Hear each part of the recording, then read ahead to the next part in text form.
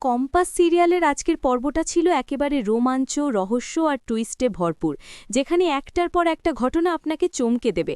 চলুন এবার আরও বিস্তারিত আর ইন্টারেস্টিংভাবে পুরো পর্বটা দেখি। পর্বের শুরুতেই দেখা যায় কম্পাস তার বুদ্ধির আর একটা নতুন খেলা শুরু করেছে। সে বানিয়ে ফেলেছে একটা রিমোট কন্ট্রোল ব্যাঙের রোবট প্রন, যেটা দেখতে একেবারে আসল ব্যাঙের মতো। এই রোবটটাকে সে চুপিসারে মুক্তির ঘরে ঢুকিয়ে দেয় যখন মুক্তি গভীর ঘুমে। এরপর শুরু হয় আসল মজা। কম্পাস দূরে বসে রিমোট দিয়ে ব্যাঙটাকে ধীরে ধীরে মুক্তির দিকে এগিয়ে নিয়ে যায়। পাশে দাঁড়িয়ে বিহান সব কিছু দেখছে আর দুজনেই মজা পাচ্ছে।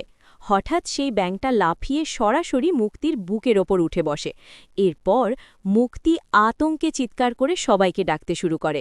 অখিলেশ, বিহান, ঋতুজা, সেনাপতি সবাই ছুটে আসে তার ঘরে। মুক্তি কাঁপা কাঁপা গলায় বলে তার ঘরে একটা বিশাল ব্যাঙ এসেছিল, যা তার বুকের ওপর লাফিয়েছিল। কিন্তু আশ্চর্যজনকভাবে কেউই কোথাও কোনো ব্যাঙ খুঁজে পায় না।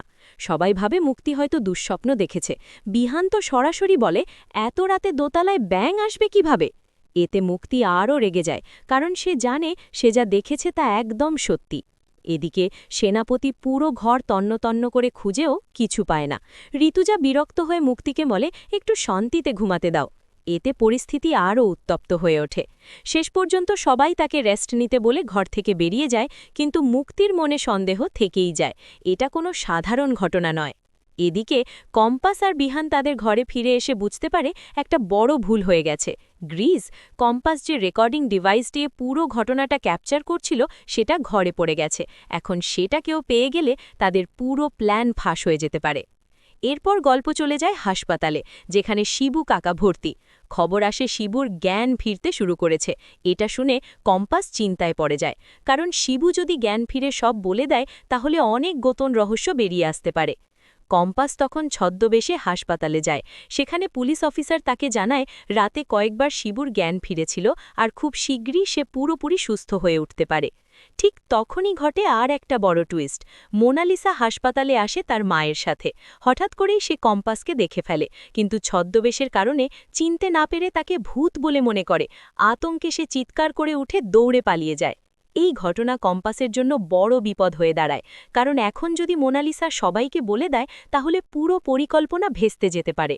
মোনালিসা বাড়ি ফিরে গিয়েও আতঙ্কে থাকে। সে সবাইকে বলে কম্পাস এখনও বেঁচে আছে, সে তাকে দেখেছে। কিন্তু বাড়ির কেউ তার কথা বিশ্বাস করতে চায় না। সবাই ভাবে সে ভয় পেয়ে ভুল দেখেছে। অভিজ্ঞ দত্ত তাকে বোঝানোর চেষ্টা করে কম্পাস মারা গেছে, এসব ভাবনা ভুল। কিন্তু মোনালিসা জোর দিয়ে বলে সে ছোটবেলা থেকে কম্পাসকে চেনে, তার উপস্থিতি সে বুঝতে পারে। এদিকে কম্পাস আর বিহান পরিস্থিতি বুঝে নতুন প্ল্যান করে। তারা ভাবে যদি অভিজ্ঞ দত্ত বা অন্য কেউ হাসপাতালে পৌঁছে যায় তাহলে শিবুকে খুঁজে পেয়ে সব জেনে যেতে পারে। তাই তারা সিদ্ধান্ত নেয় শিবুকে দ্রুত অন্য হাসপাতালে ট্রান্সফার করতে হবে। কম্পাস পুলিশ অফিসারকে ফোন করে বলে এখানে রাখা নিরাপদ নয়, কেউ আমাকে দেখে ফেলেছে।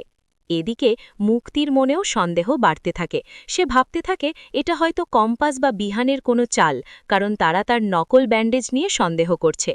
সব মিলিয়ে আজকের পর্বে যা ছিল কম্পাসের দারুণ মজার কিন্তু ভয়ঙ্কর প্র্যাঙ্ক, মুক্তির আতঙ্ক আর রহস্য, রেকর্ডিং ফাঁস হওয়ার সম্ভাবনা, শিবুর জ্ঞান ফেরার বড় টুইস্ট, মোনালিসার ভূত দেখা ঘটনা আর নতুন বড় প্ল্যান হাসপাতাল ট্রান্সফার। তাহলে সামনে কি হতে চলেছে? মোনালিসা কি সত্যি প্রমাণ করতে পারবে কম্পাস বেঁচে আছে, নাকি কম্পাস আবারও সবাইকে ফাঁকি দিয়ে তার প্ল্যান সফল করবে? পরের পর্বের জন্য অপেক্ষা আরও কঠিন হয়ে গেল।